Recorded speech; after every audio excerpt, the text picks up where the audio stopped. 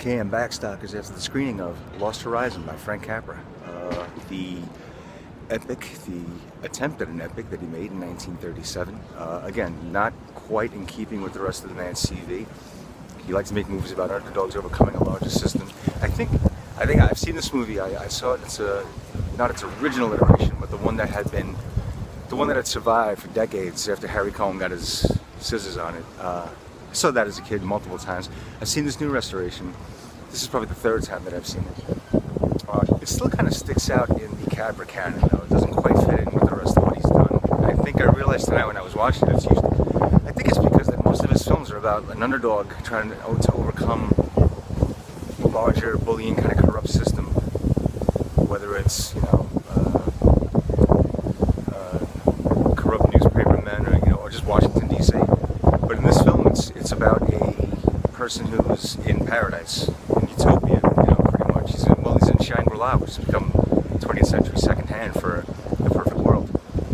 So it's sort of weird material for him to be handling. It's not a bad movie by any means. It's a very entertaining film. It's a very good movie, actually. It stands on its own two legs. If you didn't know it was a Capra movie, I wonder if I watched this movie not knowing that it was a Frank Capra movie, if my feeling toward it would be greater.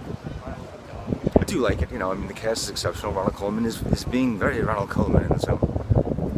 And that's what you pay the big bucks for, to see him do that. Jane Wyatt is in it, a very young Jane Wyatt, who will go on to become Spock's mom, right? And the great stock players, Thomas Mitchell, Edward Everett Horton, Sam Jaffe plays the Grand Lama, the High Lama. I forgot to play the Low Lama. That joke was coming, couldn't avoid it. Exceptional cast. A lot of money was spent on the set design. It's kind of a fusion of like Asian architecture with the deco kind of a style of the 20s and 30s. Really fascinating to watch. A lot of money was spent on miniatures and model work. A lot of money was spent all around on this movie. Again, like I said before, he wanted to shoot it in 3-strip Technicolor, and Cohn was like, no way, this already cost too much. And it didn't make a lot of money when it came out, hence its trimming and this new restoration, which a lot of people, a few people in the audience tonight, I kind of felt like maybe they were seeing this for the first time, because some of the restorations, if you're not used to them, they have existing soundtracks but no film to match up to. So what they use is they try to take appropriate stills and match them up with the soundtrack, so that they're trying to recreate the missing scenes. And a lot of people, like I said, a few people in the screening tonight, they kind of felt like that was strange. You could tell like they weren't used to seeing that kind of reconstruction before. But overall, the audience applauded at the end. It is a very entertaining movie. It's thought-provoking, and it might be a little oversimplistic in its philosophy, if you will. And even though Capra liked to handle larger issues in simpler, folksy kind of narratives, with heroes that tended to be maybe a little two-dimensional, but very, archetypal, let's say. I think that's a better way to put it. Ones that you could totally identify with. So it's not as compelling, I guess, as other films in the Capra canon, but it is definitely worth seeing.